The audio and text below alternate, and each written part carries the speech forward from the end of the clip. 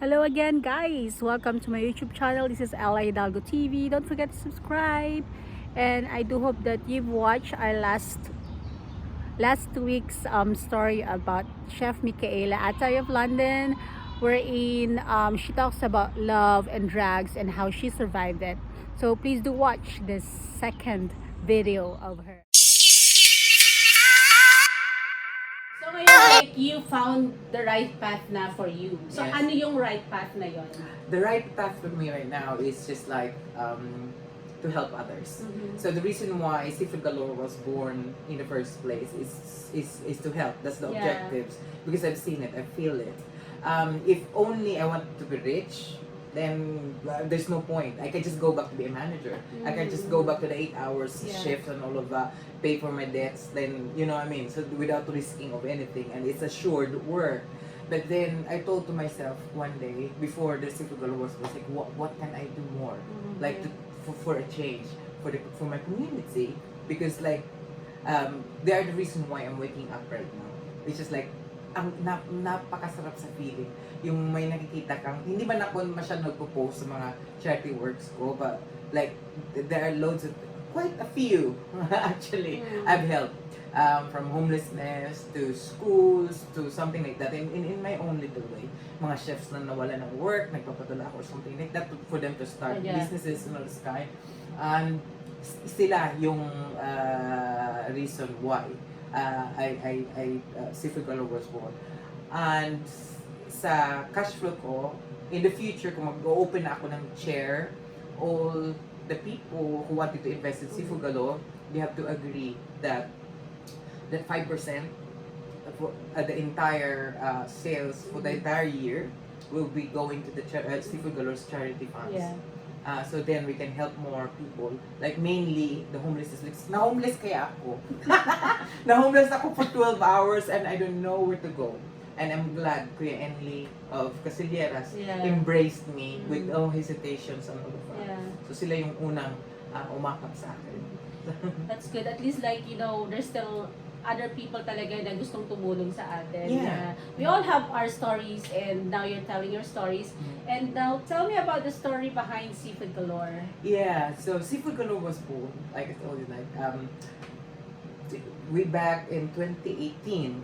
This is the period where I'm recovering myself, and at the same time looking for something that where I can be, you know, for a change. Yeah. And then whilst walking dyan sa Cricklewood, kasi may mga fishmongers dyan yeah.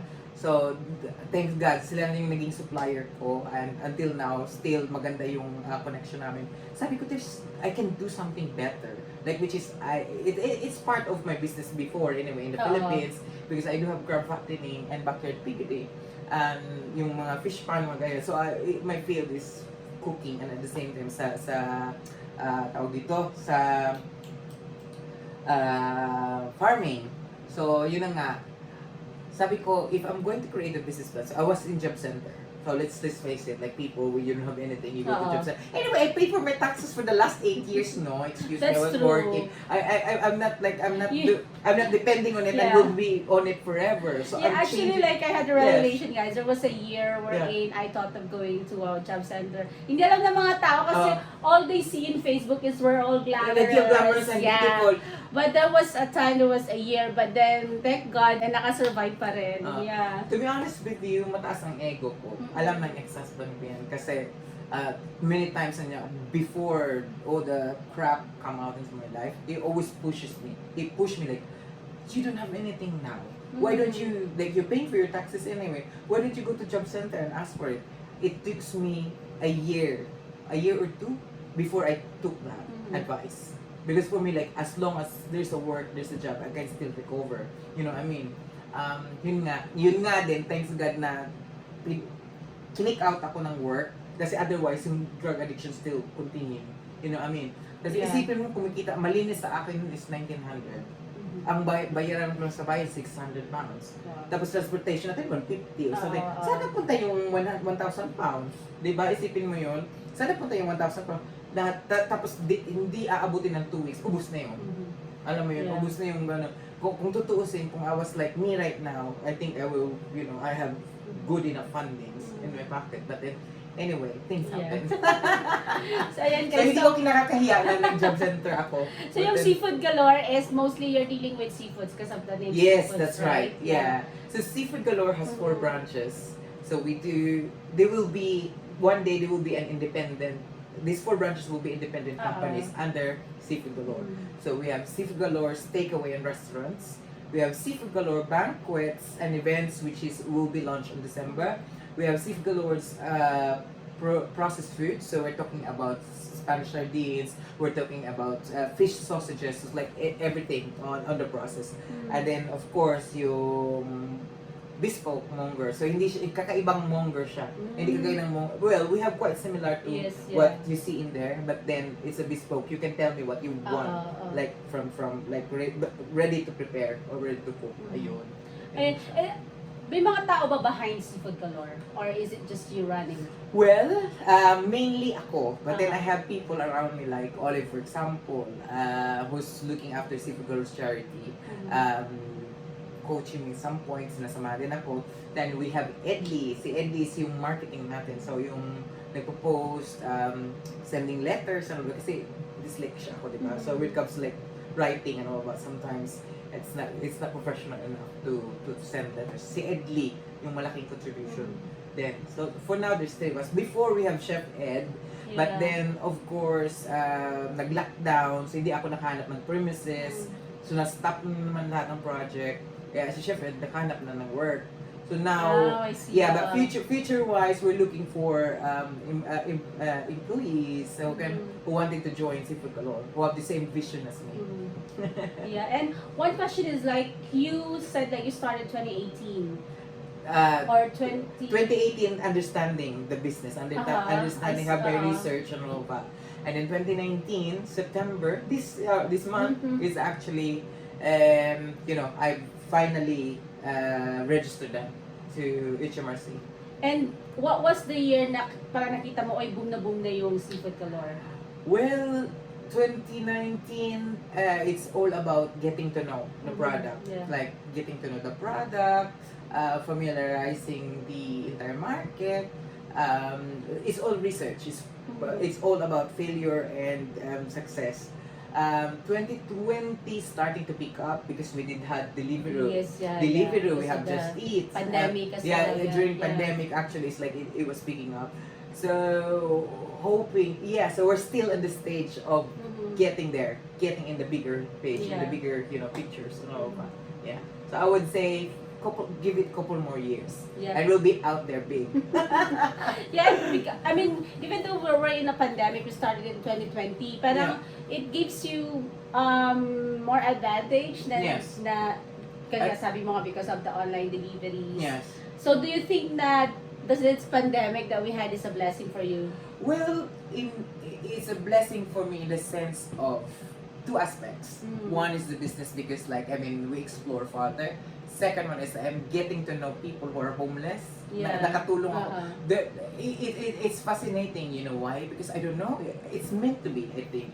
Because there are moments na may nakasalubong ako na homeless, tapos instead of manghingi sa akin, they try to talk to me. So I have that opportunity to getting to know to the future beneficiaries of Seafood Galore.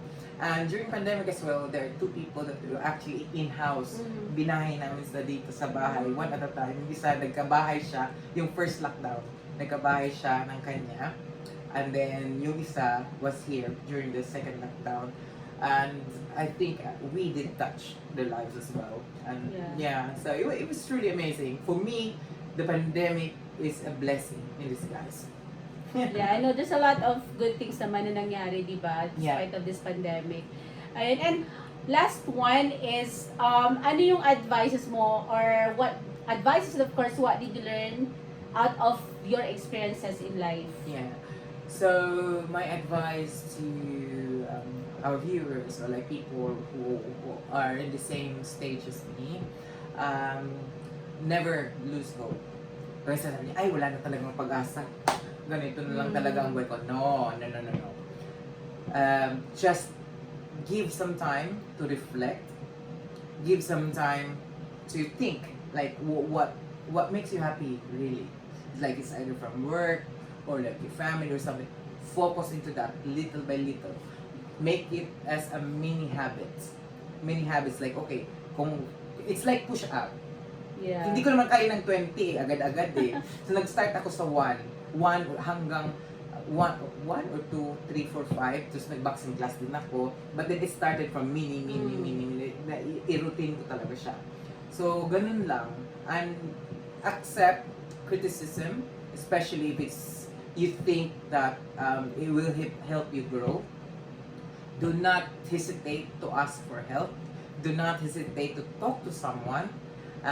Especially like family or something. If you're not comfortable, like for me sometimes it's better to talk to strangers because strangers will judge you. Yun nga. Yeah, so that's why me and Olive That's become true. closer. Olive was a stranger to me, and then I can open up things to her and all of that. And darling, educate yourself. Read books talaga. Nagbabasa ako ng libro ngayon sa small business, small audit strategies and all of that. So, before nagbabasa ako, pero natigil yun kasi nga na-busy ako sa work. But then, yun nga pala, as part of my many habits, at least I will read 2 to 3 pages a day or like 10 to 20 minutes. Kahit saan. Halimbawa, nagta-travel ako, magbabas, magde-delivery. Ay, basa mo na ako ng books. Nagbabasa ako ng libro. So, it did help me because education is timeless. Oo. Sasabi nga nila, knowledge is power, di ba? Yes. And That's timeless it, yeah. siya. Timeless talaga siya. Like, sabihin mo kahit manager ka na or may-ari ka, CEO ka, whatever. Pero pag hindi kasi limited ang education eh. Oo. Yeah, so try to read this. So what you're cooking? I'm cooking ginagmay. It's called minced pork with green peas and carrots. Actually, they are my favorite. When I was young, like, pag pupunta kami ng Dipolog, Dapitan City and Dipolog City are twin cities. Ngayon, pag pupunta kami ng Dipolog, yan yung pinaka-Jollibee namin. At tapos, paborito namin pinupuntahan is yung Pampangenya na pag may-ari ng try na tsuhin ko. So, the auntie is originally from Pampanga, tapos nag-asawa siya ng taga sa amin, which is ang uncle ko, Tio Domingo. Paborito ko po siya. Ayan. So, lulutuin po niya and we will taste it Yes. after. That's it. Simple cooking.